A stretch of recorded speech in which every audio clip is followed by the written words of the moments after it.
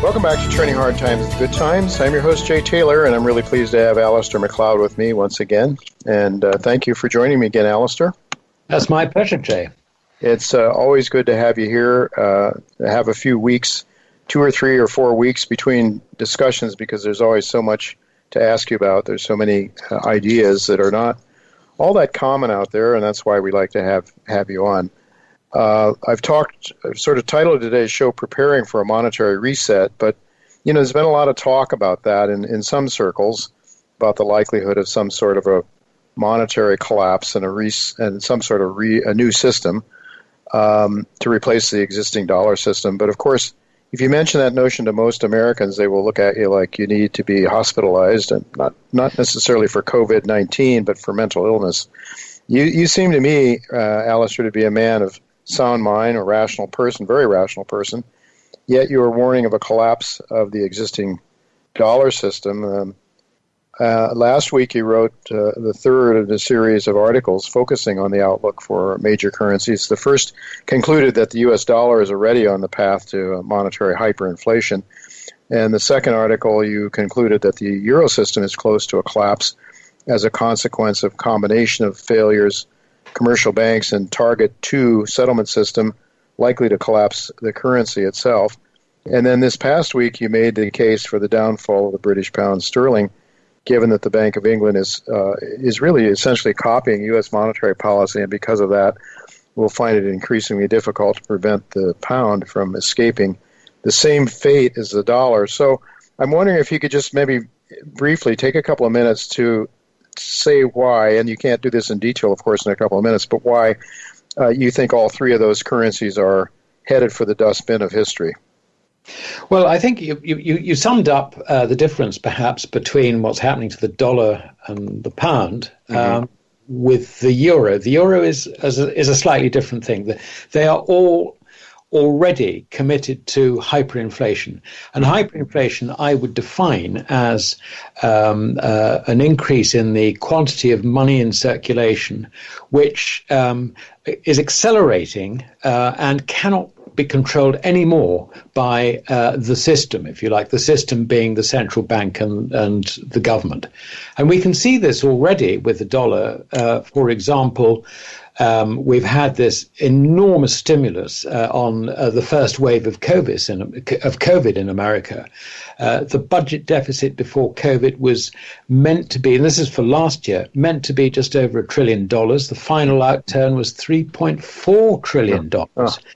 In the second half of the last fiscal year, from March to the end of September, the annual rate of the budget deficit was $4.4 trillion. Now, we've started a new fiscal year in America, and quite honestly, with the way COVID is coming back for a second bite at the human race, I think that $4.4 trillion is actually going to be left behind in the current fiscal year, and we're going to see even more. And one of the reasons we're going to see even more is, don't forget that last September, we had a crisis in the repo market, which showed that we were, in effect, at the end of the bank credit cycle. And not only that, but if you go back a little bit further, you will remember that there was a trade war between America and China, which, in conjunction with the end of the credit cycle, looks absolutely a doppelganger for what happened in 1929, when you had the end of the Roaring Twenties, again, expansion of bank credit, and the Smoot-Hawley Tariff Act, which was passed by Congress in October 1929. And that happened to be the month when Wall Street had its enormous crash. I mean, so over 30% from top to bottom. And guess what? At the beginning of this year, before March, we had a crash of 33% in the S&P 500 index. Until the 20th of March, when on the 16th of March, the Fed cut interest rates to zero. And on the 23rd, which was a Monday, emergency statement from the FOMC, we're going to print whatever it takes to rescue the economy. And at that stage, the whole thing changed. So we have got the similarity to the situation in that awful time is enormous. But the big difference is that back in 29, the dollar was on a gold standard. This time, it is pure fiat. And so the way in which this is being dealt with is to print money. We've had one round of printing money, an enormous round. We will have another round. And then when the Fed realizes and the markets realize that there is a slump, irrespective of all this money printing, at that stage, people will then begin, and probably foreigners, first of all, who own huge quantities of dollars, $27 trillion at the last count, they will panic. They will want to get out of the dollar. The dollar will go down. The purchasing power of the dollar will go down in the foreign exchanges before it goes down domestically. But that will follow. So you can see that the hyperinflation is of the quantity of money. The effect on prices is yet to come. So we've got a similar situation with sterling. Obviously the details are somewhat different. But if you look at the euro, which is the other big currency, and the one against which the dollar is most measured in trade-weighted terms, the euro has huge, great debts within the banking system. And what they have been doing is they've been shoveling debts out from the national level into the Target 2 system. The imbalances in the Target 2 system are now accelerating at a very rapid pace. And it is only a matter of time before that whole system falls over. So that, in a summary, is, if you like, what I see. Now, of course, those aren't the only fiat currencies around. Virtually all currencies in the world are fiat currencies. And consequently, other currencies will, once the confidence goes in the big boys, it's going to go in the little ones as well. So I think we're set up for, the next calendar year is really going to be a very, very different thing from anything anyone's seen before. When you mentioned Target 2 system, could you just explain what that is?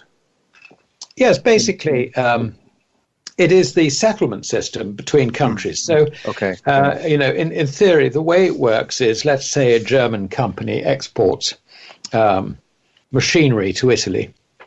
The Italian buyer then pays for the machinery through its bank, which is then paid through the Banca d'Italia, which is then paid to the Bundesbank, and the Bundesbank then credits the money to the bank account, if you like, of whichever bank it is, whether it's Deutsche Bank or Commerzbank or whoever, which offers the banking services to the manufacturer in Germany.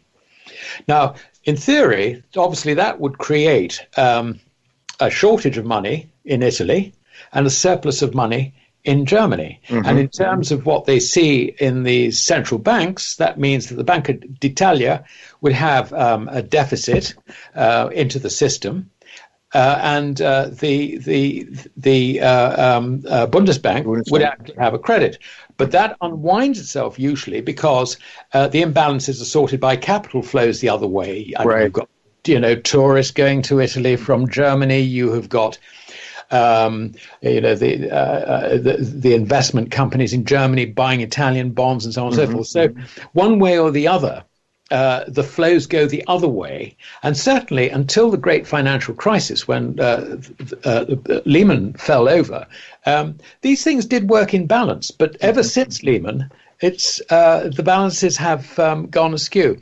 And actually what's happening is that the flows have stopped going through. And what local regulators say in Italy, what they do is they say non-performing loans, we will deem these performing so they can be collateral, which can be used by the banks to borrow money from the central bank.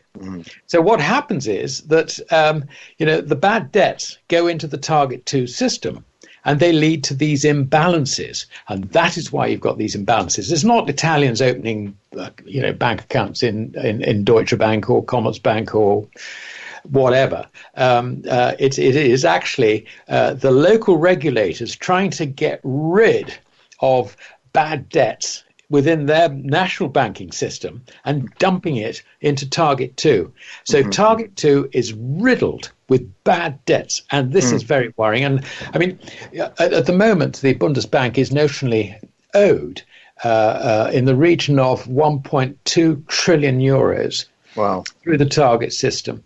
Now, if the target system falls over, what then happens is interesting, because the Bundesbank has to write off that 1.2 billion euros. Sorry, it's trillion. Euros. Yeah. Trillion euros. And instead, it has a liability which is determined by its capital key. Now, the capital key basically is its shareholding in the ECB. Mm-hmm. And if you just look at the shareholdings of the banks within the Eurozone, then that means that on current imbalances, it looks like Deutsche Bank could be, instead of having that $1.2 trillion, they could have a liability of 400 billion. Oh, goodness. So this is you can see how the situation must be. I mean, the boys in the Bundesbank must be terrified of this thing falling over, but they can't do anything because they don't want to precipitate a collapse of the system. Sure. So this is a very dangerous situation. And if you look at the gearing, the balance sheet gearing in the... I think we've lost Alasdair. I'm not sure if we can get him back or not. Alasdair was talking about the Target 2 situation, situation where essentially zombie institutions, as I understand it, are allowed to exist and allowed to be retained. It is not unlike a lot of games that have been played over the years in recent times with, when we try to pretend that companies are solvent when they're not.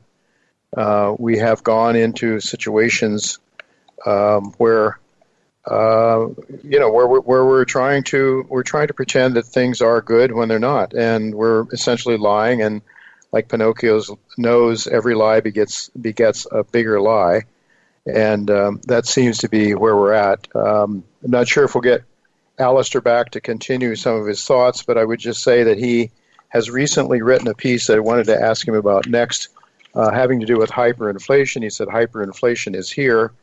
And essentially, I think he was starting to talk about this. My next question for Alasdair had to do with how he knows that that's true. And I think what he was suggesting was that when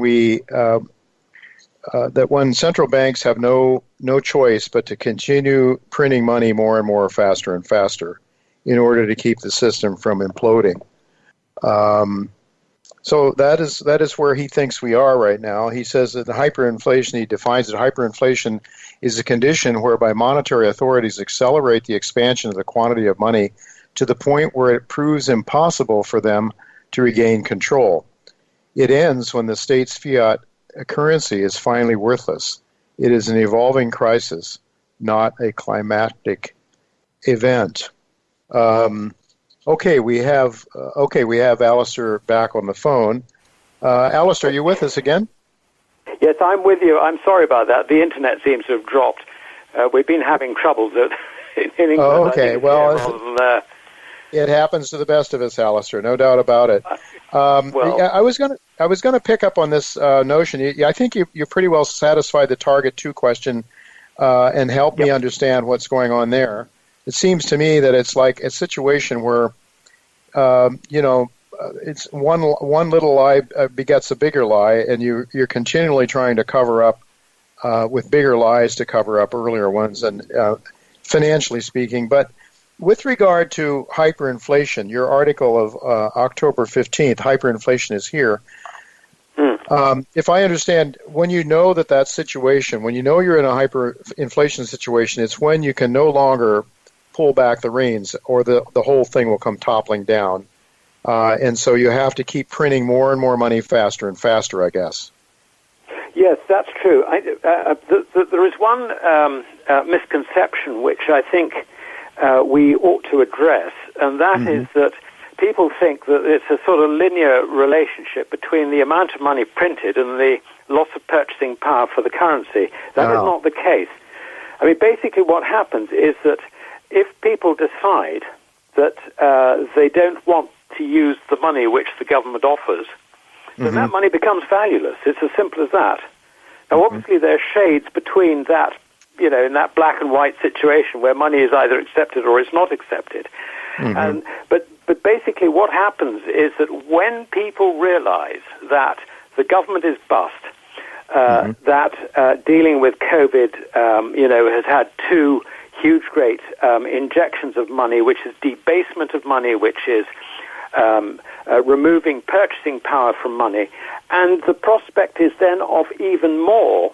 At that stage, you will find that people begin to smell a rat, and they will think, I don't want to have any of this money. What I need to do is to get rid of this money as quickly as possible for goods I don't necessarily need.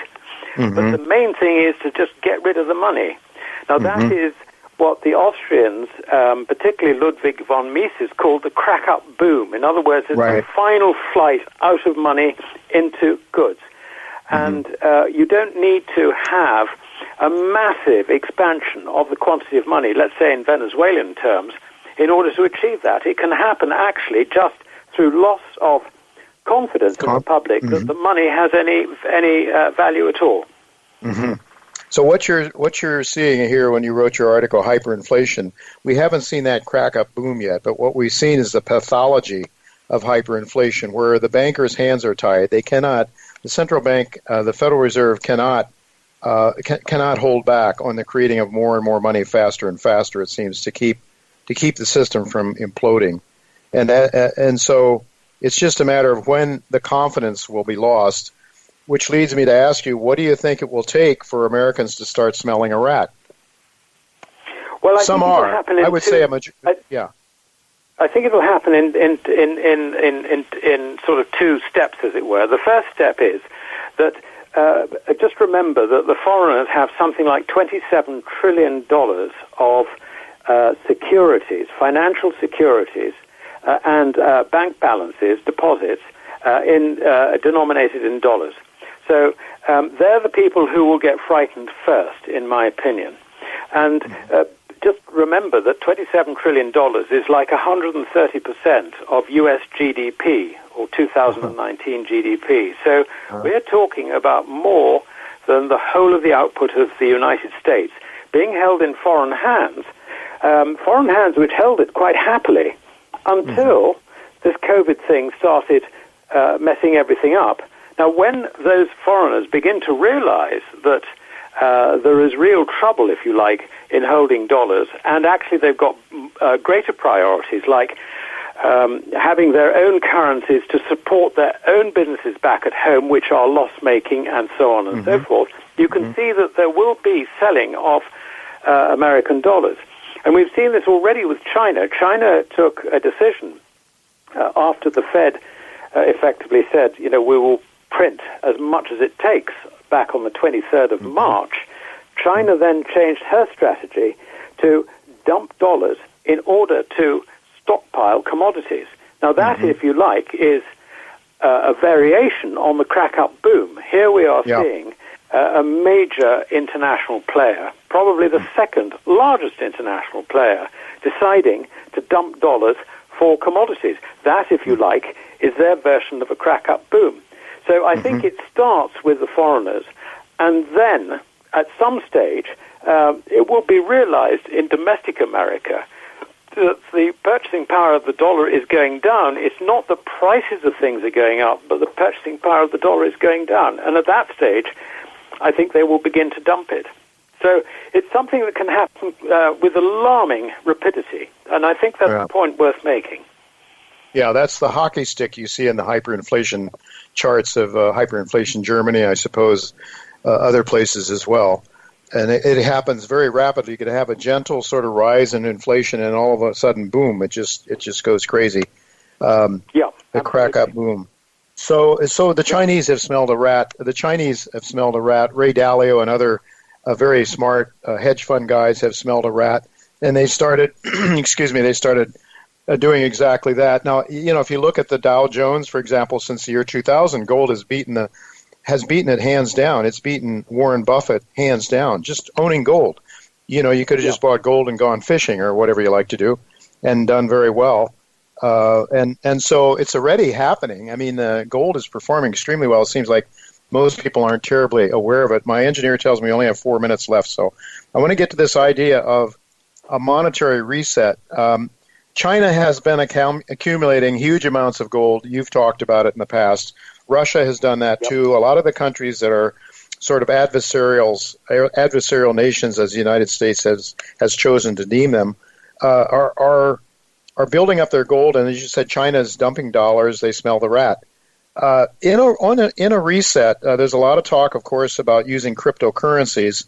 How do you think this might play out, Alasdair? And nobody knows. I know it's asking you an impossible question, but what are your thoughts on this topic?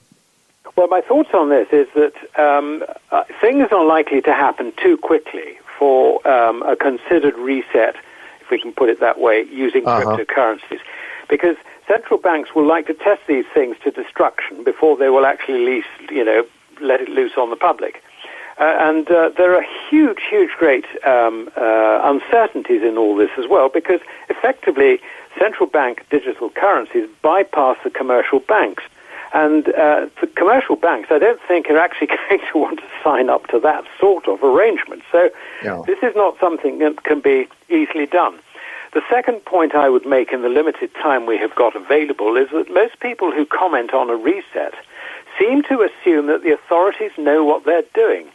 I'm afraid they don't. They don't even understand the basics of money and the theory of exchange. And consequently, the idea that they can actually manage a reset, I'm afraid is cloud cuckoo stuff. They basically have their backs to the wall when it comes to trying to rescue the economy in the current situation. They have a potential banking crisis. They have a potential asset price collapse as well. And they're trying to manage those things desperately. The last thing that they want to do is to try and, if you like, introduce some sort of new element which just ends up making the whole situation far more difficult for them. So consequently, I think people who think that the authorities have the ability to manage a reset, I think they're completely wrong. I think a reset will come out of the ashes of the collapse of fiat currencies, and I think that's going to be the way of it. The authorities will try and hang on to everything as much as they can, but that's not going to work. Okay, so that's going to be something that comes out of the ashes, and can we hope? We can always hope. What are the prospects of building let's say a cryptocurrency connected to gold or silver or something tangible, so that it can't get away from them again the way these fiat currencies have? Because when we went off the gold standard, it messed everything up in the United States. I'm looking at all the charts, all the redistribution of income. It was egalitarian until that point in time. It messed up the capital markets. We no longer know what the price of capital is, so it's destroyed capitalism. Can we have something better that might come out of the ashes, Alasdair? Well, if they try and do some sort of reset with central bank digital currencies or whatever it might be, basically it's still the same thing. It's unbacked state money, which ultimately, if you like it, ultimately its purchasing power depends on confidence and faith in the state. Now, when the state has already collapsed with one currency, nobody's going to have much faith in a second currency. The only answer is a currency which is backed by gold or silver and actually convertible in the form of circulating coinage. That is desperately important. If they do that, then financial stability, monetary stability will return. But until then, I'm afraid it would be rather like the situation in France at the time of revolution. They introduced the assignat, which collapsed. They then introduced the mandat territoriaux, which then collapsed. But the mandat territoriaux took something like just literally 6 months to collapse completely. So, All right, the answer is gold and silver and have circulating coinage. Without that, I'm afraid nothing the state does will work.